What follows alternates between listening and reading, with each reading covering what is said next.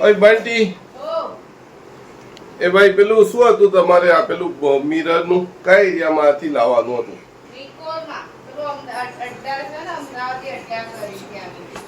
એ ભાઈ નિકોલ તો કેટલું દૂર છે ખબર તમને? અમારા જોડે આવવામાં દૂર પડે છે. આમ બધે ફરો છો ત્યારે દૂર નહીં પડતું. ભાઈબંધો જોડે નાસ્તા પાણી કરવા જાવ અરે પણ ભાઈ નિકોલ અહીંયાથી કેટલું કિલોમીટર તો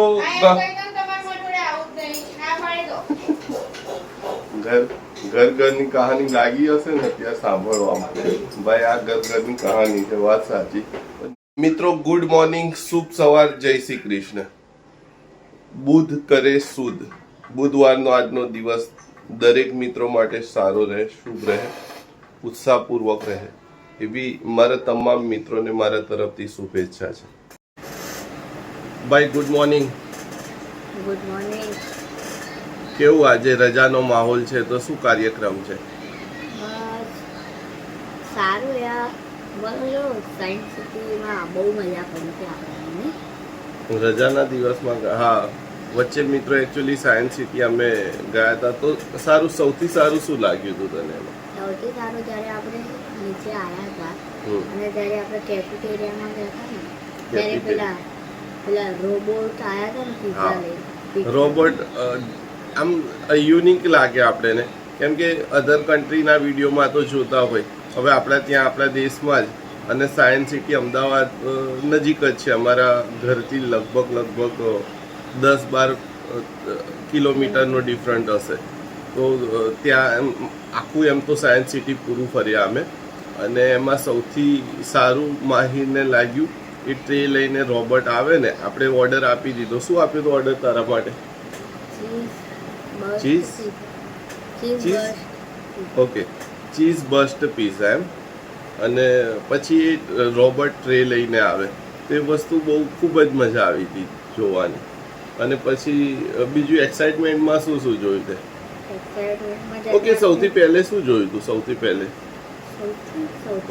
પહેલેમાં આપણે જોયું હતું, પહેલે તો આખી જગ્યા ગુમાતા, પછી એ લોકોએ આપણને આખું બતાવ્યું આવી રીતે શું શું કામ કરે એ બધું.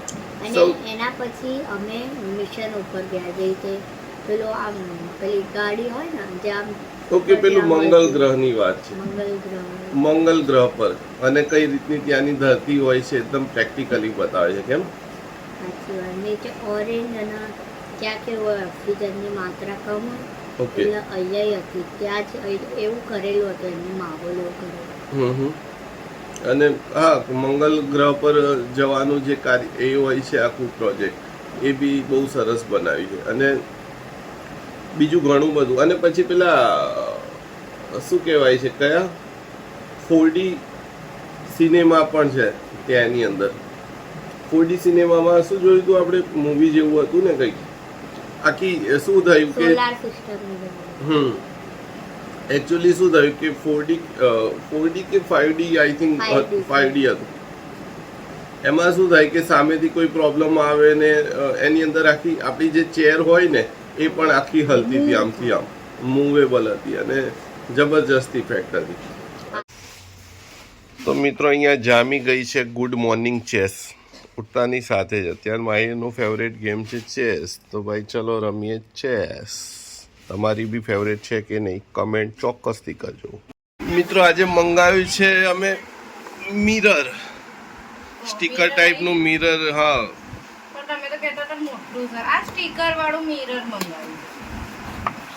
એમાં અનબોક્સિંગ કરી રહ્યા છે જે મુખ્ય પ્લેયર છે અમારા અનબોક્સિંગના. બે આ તો બહુ નાની સાઈઝનું ના આપ્યું આ લોકોએ. અલ્યા બે આયા ના. આ શું? આ તમે તો કહેતા હતા મારા જેવડું આવશે, મોટું. અલ્યા ભાઈ, સાઈઝ ઇંચમાં લખી હતી. અમારું કામકાજ ઇંચમાં જ હોય છે મિત્રો, ફોટોગ્રાફી લેવલમાં. હવે 8x12 નું મોકલાવ્યા. 8x12 બી નહીં, 8x12 લગભગ 6-7. ઉપર એકદમથી ના ખોલ. રિટર્ન કરવું હોય ને તો ચાલી જાય. એમેઝોન ઉપરથી કે ફ્લિપકાર્ટ પરથી મંગાવ્યું. એમાં મિત્રો લખે છે એકચ્યુઅલી ઇંચમાં લખી હતી 30 ઇંચ, એટલે લગભગ 2.5 ફૂટ ગણાય. આ તો ખાલી આ 12 ઇંચનું આનાથી મોટું છે. હા 12 ઇંચ આનું ચેસનું આનાથી બી મોટું. મિત્રો લંચ કમ્પ્લીટ કરી દીધું અને લંચમાં બનાવ્યું હતું કંકોડાની સબ્જી. લાગે પણ એમાં બનાવવાવાળાને મહેનત ઘણી છે. સારી ટેસ્ટી બનાવી અને કહેવામાં આવે છે કે ભાઈ હેલ્થ લેવલ પર સારું રહે છે એનાથી અને ઘણા બધા અંદરથી વિટામિન્સ ને મલ્ટીપ્લાય મળે છે.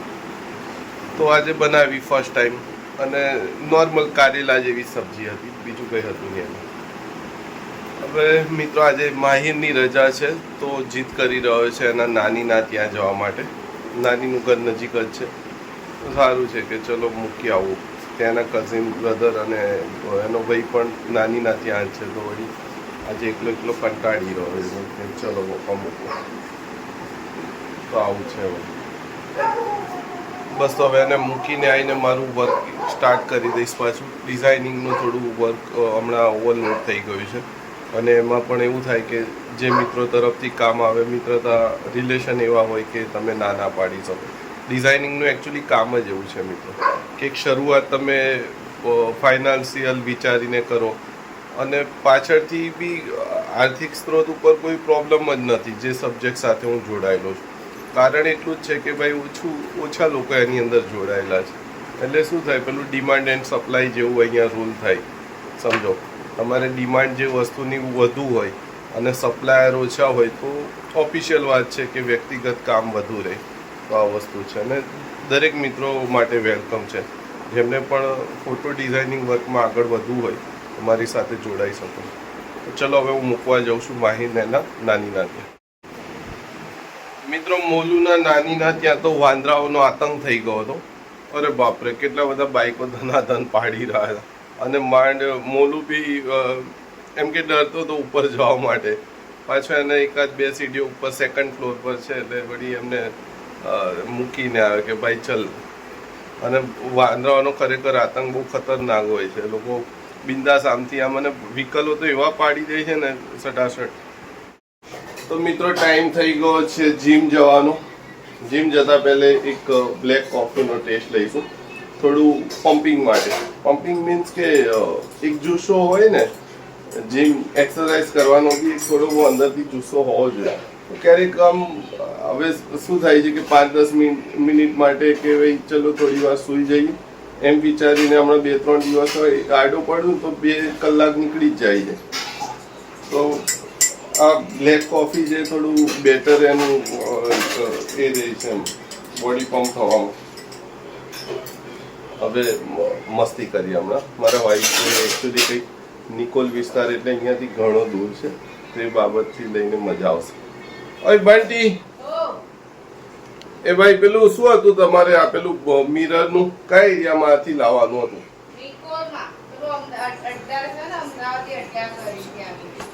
એ ભાઈ નિકોલ તો કેટલું દૂર છે ખબર તમને? અમારા જોડે આવવામાં દૂર પડે છે. આમ બધે ફરો તો ત્યારે દૂર નહીં પડતું. ભાઈબંધો જોડે નાસ્તા પાણી કરવા જાવ અરે પણ ભાઈ નિકોલ અહીંયાથી કેટલું કિલોમીટર તો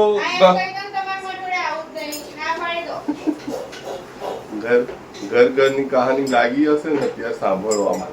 ભાઈ આ ઘરની કહાની છે, વાત સાચી.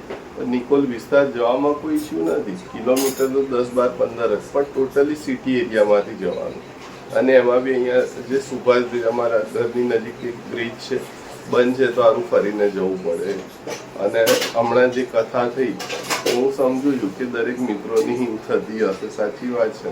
કંઈ નહીં ભાઈ, ચલો અત્યારે જીમ જઈએ પછી લઈ જઈશું. વળી નિકોલ બી ક્યાં દૂર છે. હવે એક ઓનલાઈન મિરર મંગાવ્યું એમાં બહુ નાની સાઇઝ મળી તો કે ઓફલાઈન બી મળે છે. તો મેં ક્યાં મળે છે, ચલો જઈએ. કે ઓફલાઈન નિકોલ મળે છે. મેં ભાઈ નિકોલ અહીંયા છે. નિકોલ રાણીથી એટલું બધું ડિસ્ટન્સમાં પડે ને એને બહુ ફરીને જવાનું થાય છે. ઠીક છે, ચલો મિત્રો અત્યારે જઈશું જીમ. અને મારા એક મિત્ર બી આવ્યા છે સાસણગીરથી તો એમને પણ મળવા જવાનું રહેશે. તો નીકળું છું જીમ તરફ બ્લેક કોફી પીને. તો મિત્રો આવી ગયા છે જીમ પર. હવે થોડી બહુ અહીંયા એક્સરસાઇઝ ચલાવીશું એટલે કરીશું. અડધો પોણો કલાક અંડરગ્રાઉન્ડમાં જીમ. મિત્રો આજે જીમમાં આવ્યો ને તો એક મિત્ર છે એમને પેલું ક્રિએટિન કહેવાય ને પાવડર, એમના હાથમાં જોયું. એમને તો જે સલાહ આપીએ તમને બધાને શેર કરીશ અહીંયા. તો વે પ્રોટીન પછી ક્રિએટિન સૌથી વધુ ચાલે. તો ક્રિએટિન મને એવું લાગ્યું, પોતાનું મારું અંગત એવું માનવું છે, કેમ કે મેં પણ વે પ્રોટીન મંગાવ્યો હતો. તે બી જ્યારે એક્સરસાઇઝ કરું છું ત્યારે જ એનો યુઝ થાય. તો એની સાથે સાથે ક્રિએટિન પણ અત્યારે, કેમ કે એ લોકો એડ કરતા હોય છે પ્રોપર રીતે. અને ઘણા મિત્રોના મોઢેથી એવું બી સાંભળે કે ભાઈ વે પ્રોટીન લેતા જ નથી, એની જગ્યાએ સીધું ક્રિએટિનનો યુઝ કરે. ક્રિએટિન પાવડર તમારા બોડીમાં એકદમથી ચેન્જ લાવે છે. એવું મેં પોતે માર્ક કર્યું. અઠવાડિયા 10 દિવસના યુઝમાં મેં જોયું કે સામાન્ય રીતે જો 40-50 kg વજન ઉચકતા હોય તેનાથી સીધો ડબલ ઉચકવા લાગે.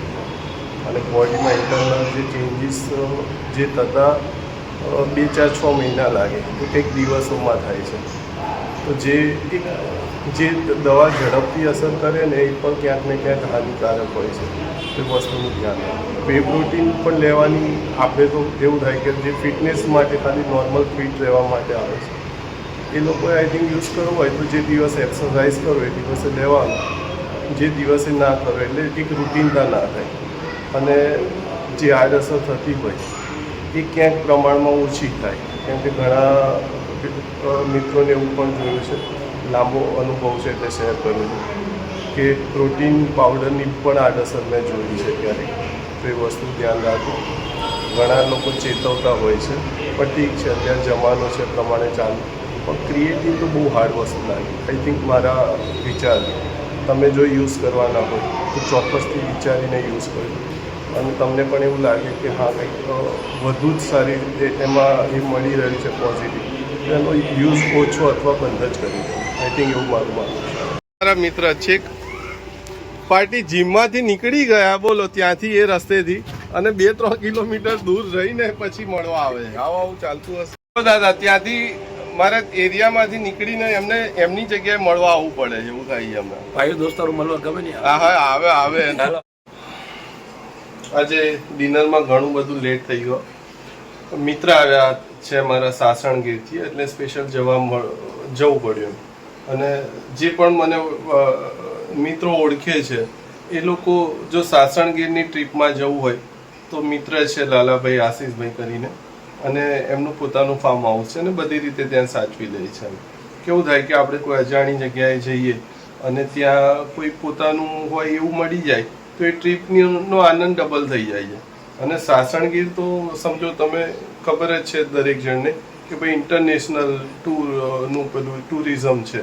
તો ત્યાં જઈએ ને તો બધી રીતે એમનું પોતાનું છે ત્યાં રિસોર્ટ, બધી રીતે સારી રીતે સાચવી લે.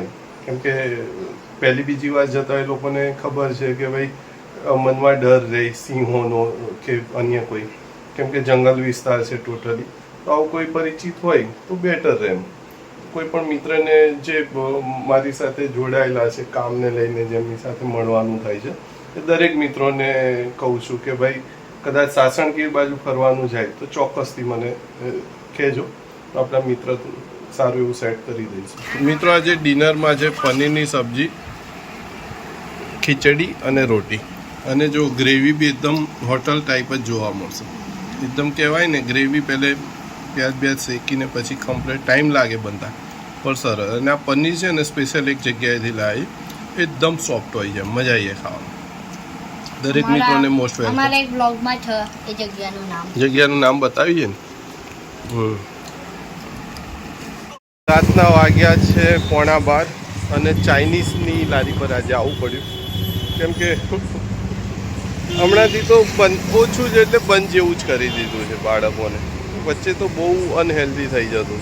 હવે કંઈ ને કંઈ બ્રેકફાસ્ટ બનાવી આપું, પણ ગઈકાલથી મોલું ને કૂતરું કરડી ગયું ને, અરે બિલાડી કરડી ગઈ પછી એ પરિસ્થિતિ થાય કે થોડું ટાઈમ કહેવાય ને કે પંપાડવા પડે નાના બાળકોને. તો એવું છે, આજે એણે ઈચ્છા રાખી તો પાછું આવવું પડ્યું સૂતા પણ. તો ફ્રેન્ડ ચલો રાતનો આ નાસ્તો. આ તો પહેલે દરરોજની કથા હતી અહીંયાની. દરરોજ કંઈ ને કંઈ અહીંયા આજુબાજુની નજીકમાં હોય એના ત્યાંથી લાવતા. અને જે જનરલી તો ચાઇનીઝ વધુ ભાવે બાળકોને, પછી એ સિવાય બી બીજી ઘણી બધી આઈટમ છે, પીઝા છે, સેન્ડવિચ છે ને. તો ચલો મિત્રો ટેસ્ટ કરવા દરેક મિત્રોને.